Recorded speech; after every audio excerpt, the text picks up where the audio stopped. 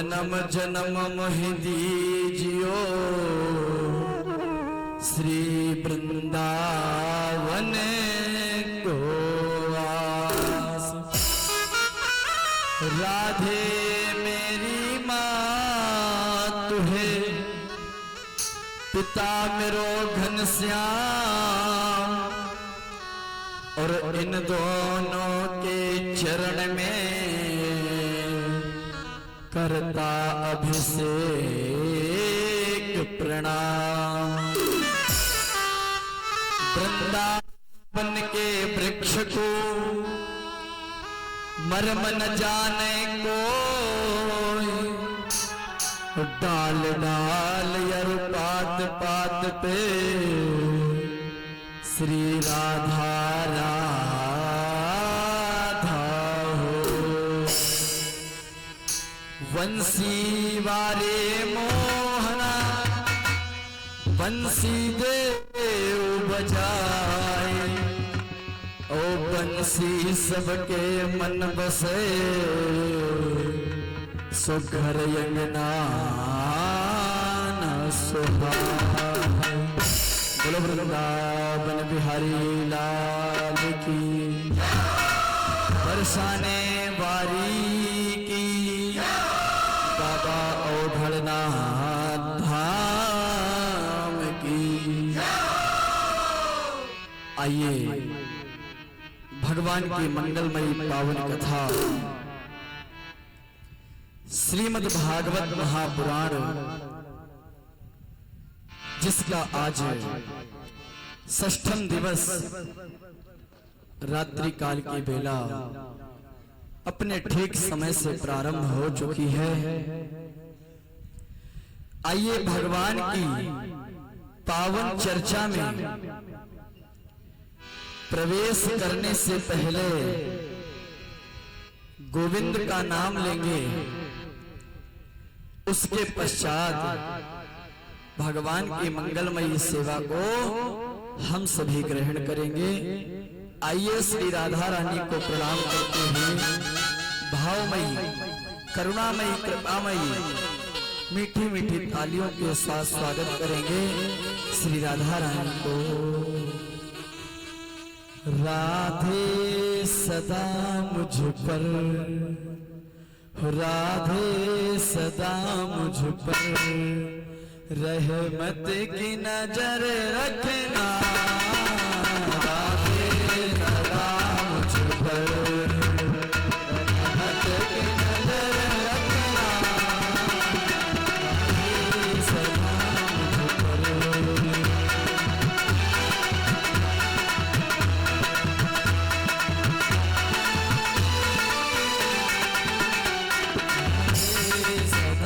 मुझ पर।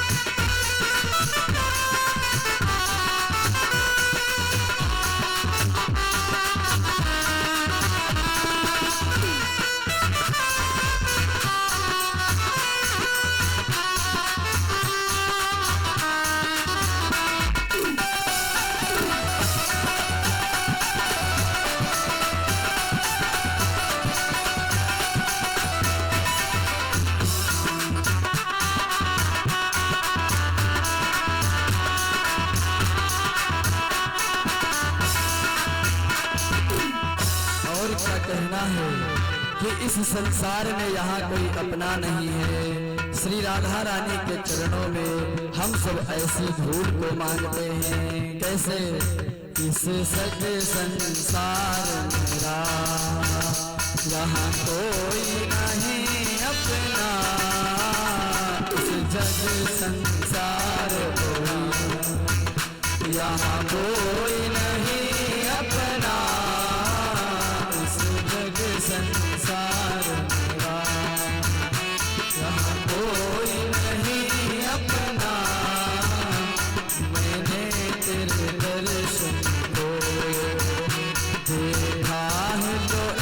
सपना मैंने तेरे दर्शन को देखा है तो एक सपना मैंने तेरे दर्शन को देखा है तो एक सपना मैंने तेरे दर्शन को देखा है तो एक सपना कुछ डूब न जाए मेरा कुछ डूब न जाए मेरा बस हाथ पकड़ रखना कुछ डूब न जाए मेरा बस हाथ पकड़ रखना राधे सदा मुझ पर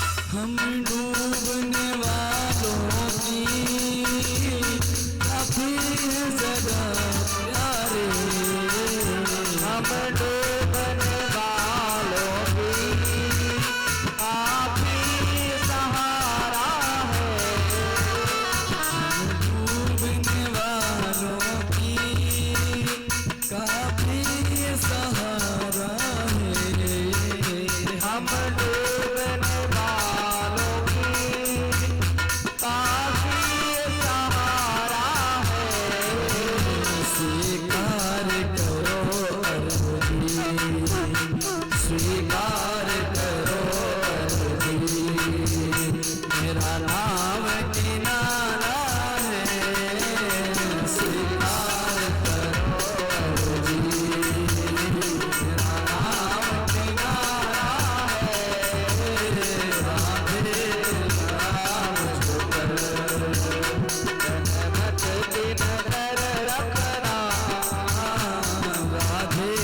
सदा मुझ पर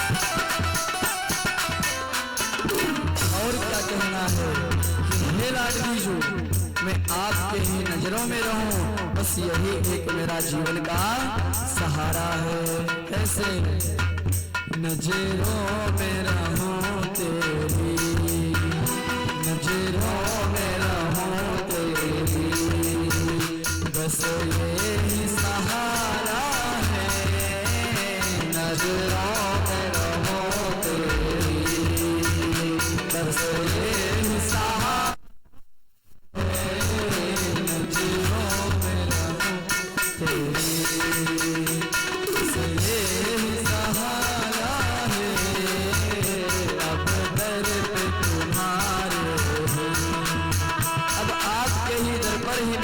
ठिकाना बनने वाला है और मैं दर-दर भटक रहा था मैं दर-दर भटक रहा था मुझे कहीं नहीं दिखा अब तो आज आपके ही दर पर मेरा ठिकाना होगा कैसे अब दर पर ही तेरे अब दर पर ही तेरे मेरा एक ठिकाना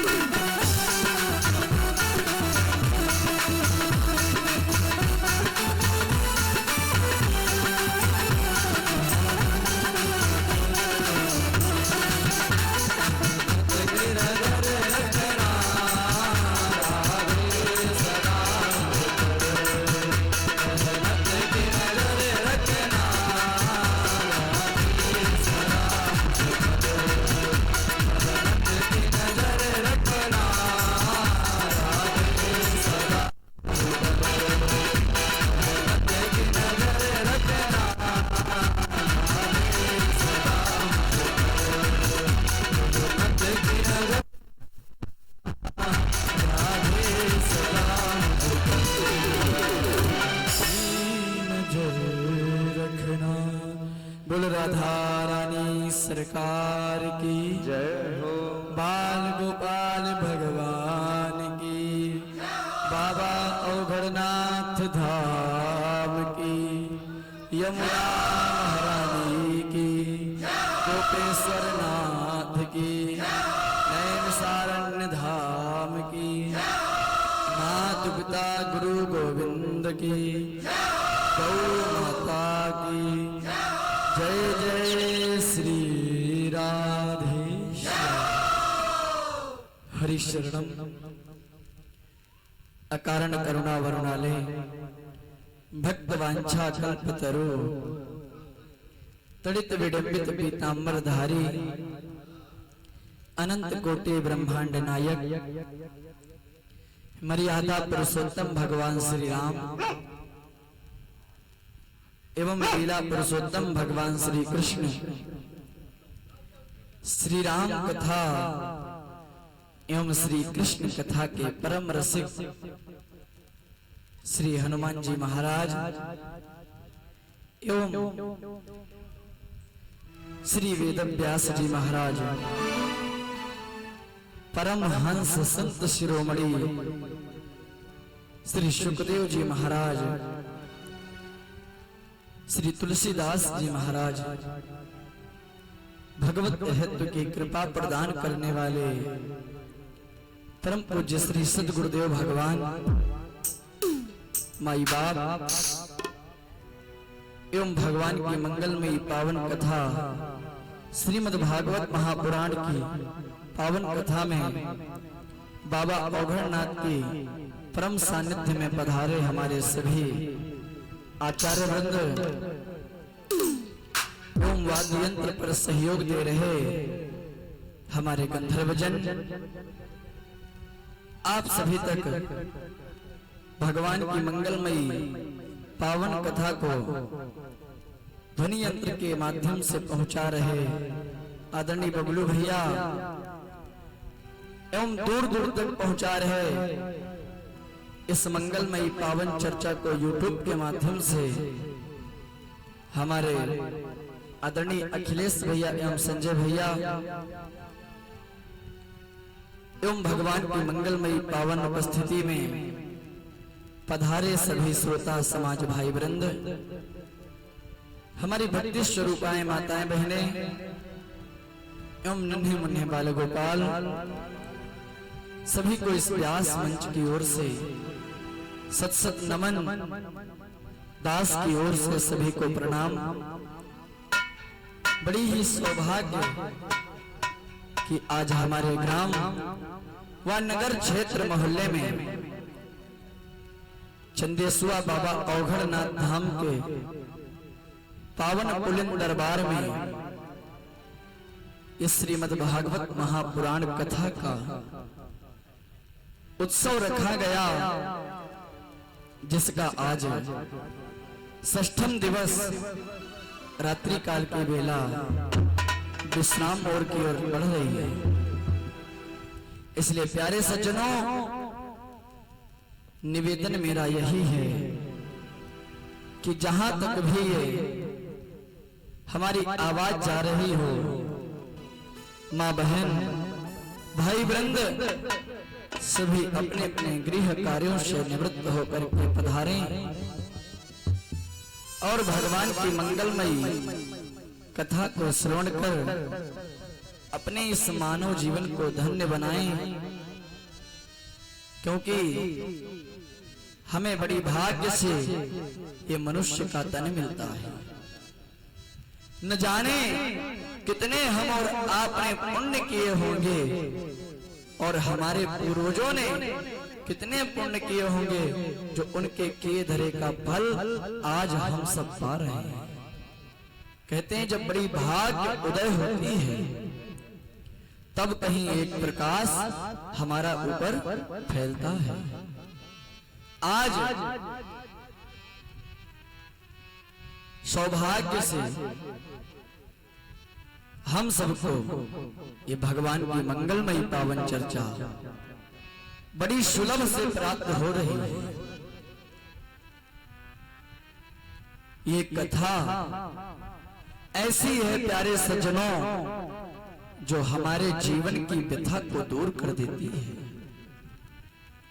जीवन की व्यथा को दूर करने वाली श्रीमद् भागवत महापुराण की कथा है। और कहां तक कहा जाए, यदि इस संसार में हमने कभी भी इस संसार में मानव तन आकर के भी हमने पुण्य का कार्य यदि नहीं किया है, कभी भगवान की शरण में नहीं गए, किसी के सामने हमने यदि झुका नहीं, सदैव अपने जीवन को पाकर के अत्याचार में ही व्यतीत कर दिया, पाप करने में ही यदि हमने व्यतीत कर दिया है, तो भी यदि हम भगवान की मंगलमयी कथा को करेंगे, श्रवण करेंगे, तो जाकर के यहाँ हमें वही फल प्राप्त होगा जो एक भक्त प्रातः काल से लगा करके सायं काल तक भगवान की पावन उपस्थिति में लगा रहता है।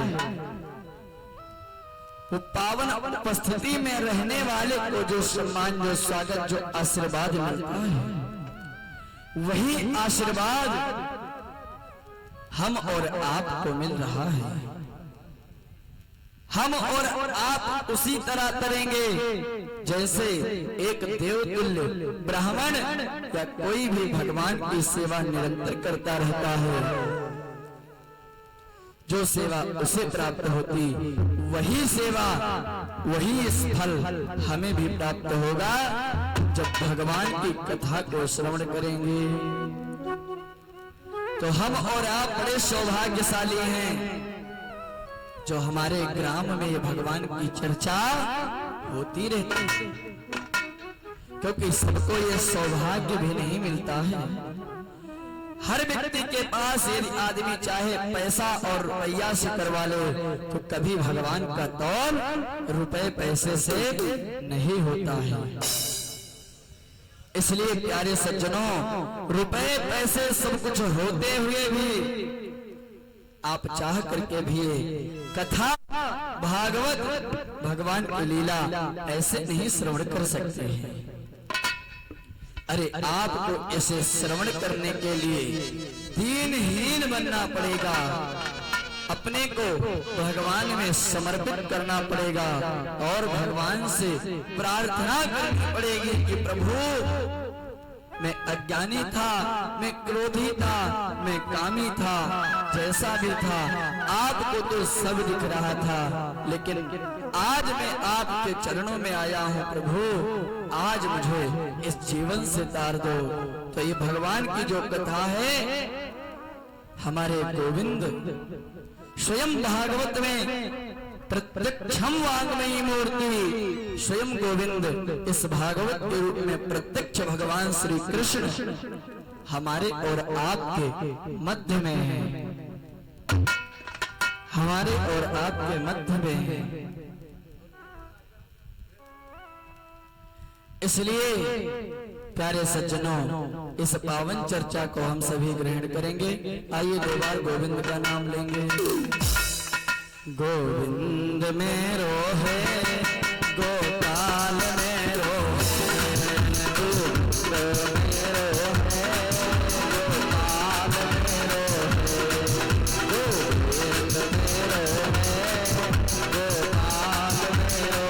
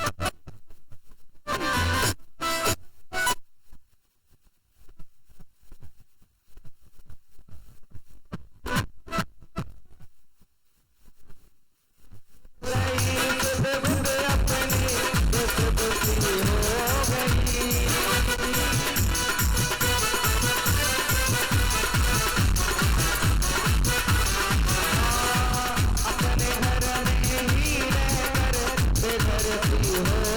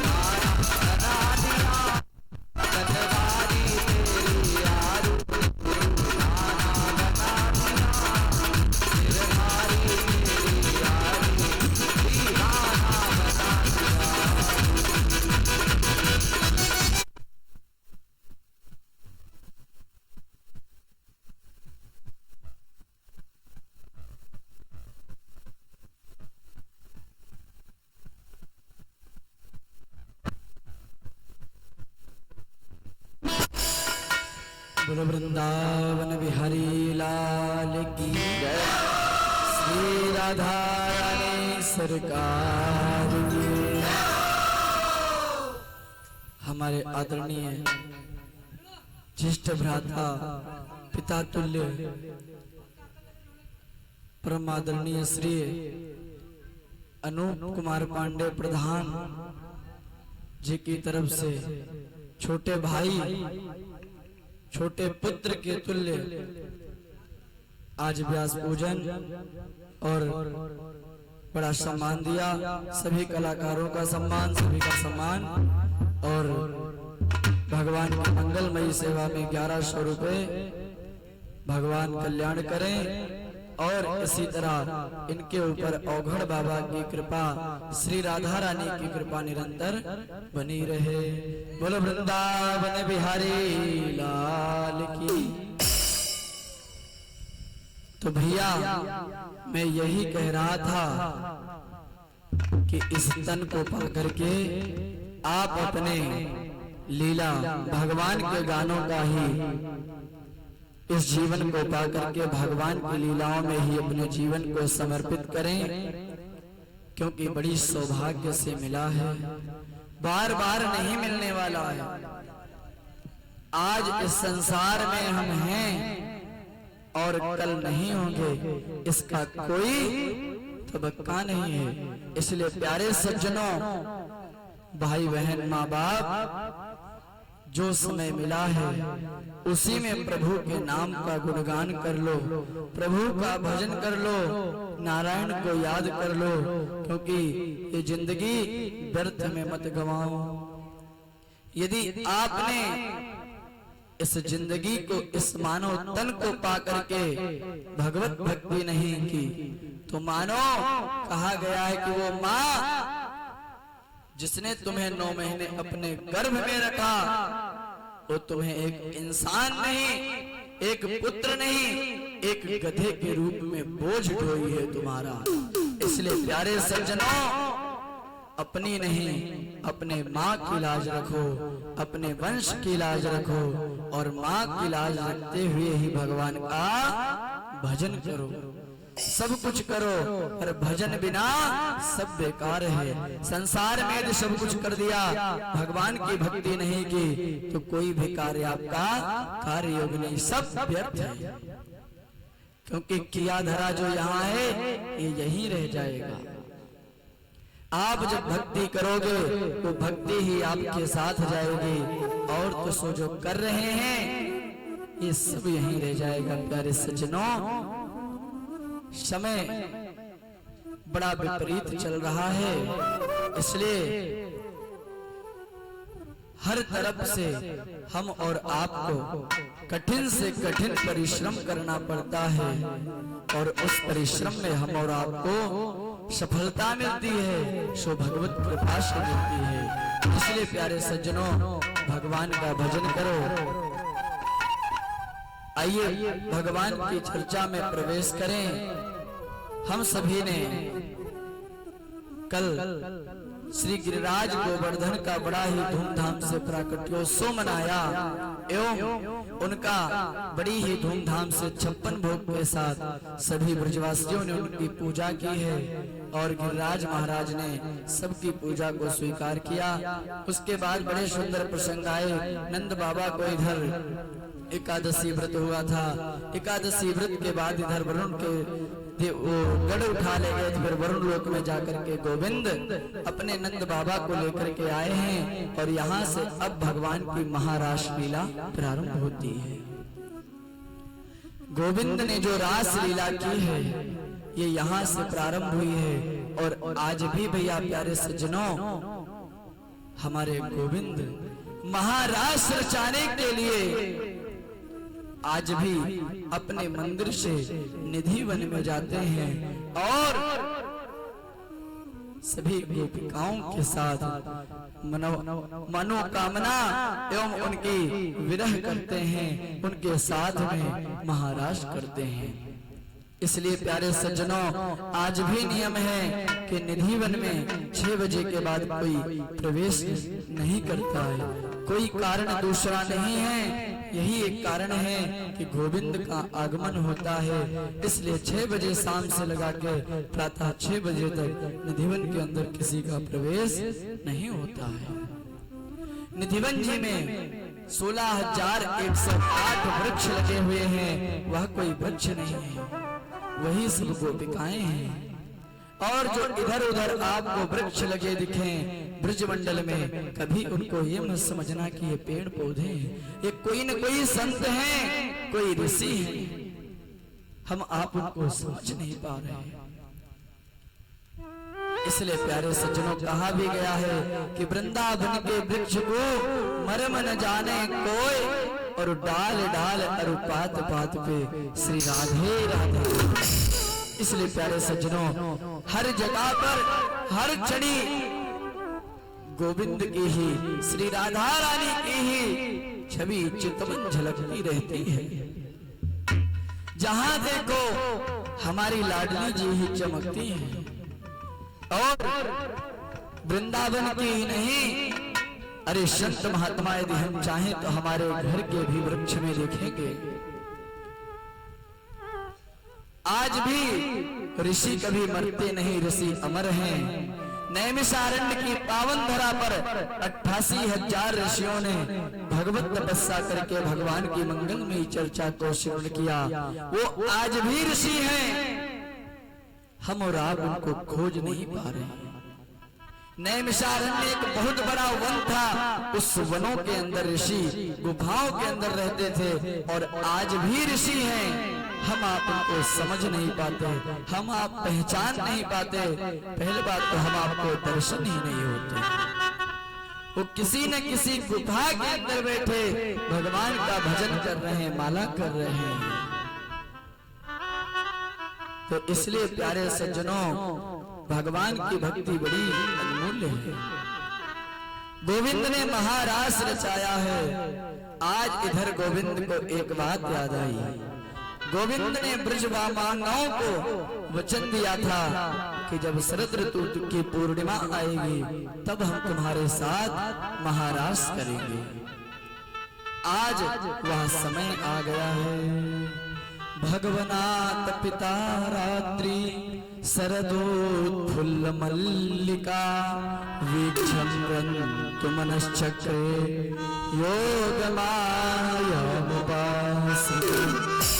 आज गोविंद को याद आया कि हमने ब्रज गोपियों को वचन दिया था कि जब शरद ऋतु की पूर्णिमा आएगी हम तुमसे रास रचेंगे, और आज उसका समय आ गया है।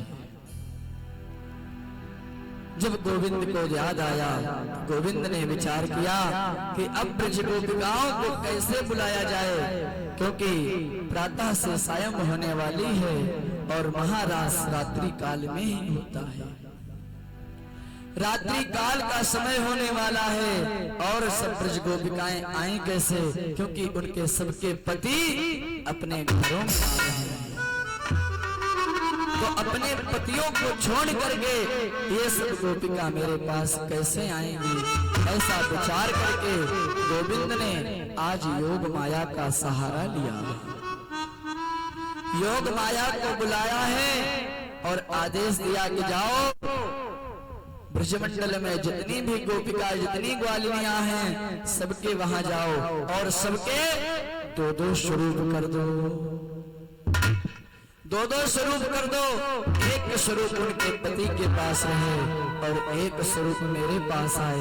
योग माया ने आदेश पा करके वीक्षम रंतु मनश्चक्रे योग माया उपासितः, योग माया अपना कार्य करी है। जाकर के सभी गोपिकाओं को गोविंद के चितवन से निहारने का प्रकट किया। और अब गोविंद को इधर सभी, जब गोविंद ने योग माया का सहारा लिया और इधर वंशी वट करके आकर के गोविंद अपने अधरों के ऊपर रख करके वंशी का बड़ा ही सुंदर वादन करने लगे। जब वंशी का वादन किया है गोविंद ने, तो इस बंसी के वादन को सुन करके ब्रज की गोपिकाओं का हाल बेहाल हो गया। और जो गोपी जो भी कुछ कर रही थी वह कार्य धारे छोड़ करके आज बंसी वट की तरफ भग रही है। सभी गोपिकाएं कोई कुछ कार्य कर रही है, कोई कुछ कार्य कर रही है, लेकिन जब मुरली बज रही है तो सभी बंसी वट पर भग रही हैं। मुरलिया हर की मधुवन धूम मचाई। आइए थोड़ा सा प्रकाश डालेंगे कि गोपिकाओं के कृत्यों पे। अरे क्या कहा जाए, एक गोपिका अपने गृह में बैठ करके आज अपने घर में बैठ करके सुंदर से पकवान बनाए हैं और मिष्ठान बनाने के लिए खीर बना रही है। और भैया मिष्ठान की बात है तो एक बात और ध्यान देने योग्य है, ब्रजवासी जो होते हैं भोजन के साथ मीठा और नमकीन अवश्य लेते हैं। आज उस गोपिका ने सुंदर सुंदर से पकवान बनाए और मिष्ठान में खीर बना रही है। और खीर बनाते बनाते सब कुछ तैयार हो गया है, बस खीर में चीनी डालने को रह गई है। गोपिका ने विचार किया कि चलो चीनी बाद में डालेंगे, लेकिन इतने में इधर गोविंद की मुरली बजी है। जब मुरली का वादन हुआ है, मुरली की ध्वनि को सुन करके वह गोपी उसकी मति बौरा गई है। साथ में रखे हुए पात्र रखे थे दो, एक में चीनी थी और एक में नमक रखा हुआ था। गोपिका की मति बौरा गई, गोविंद के पीछे तड़फ कर बेहाल हो गई। खीर में चीनी डालनी थी, चीनी की जगह पर गोपी ने आज नमक डाल दिया है। नमक डाल करके उस खीर को बर्बाद कर दिया, किसी योग्य नहीं रह गई। क्यों? क्योंकि खीर में जब चीनी डाल रही तो चीनी की मात्रा में नमक को डाला है।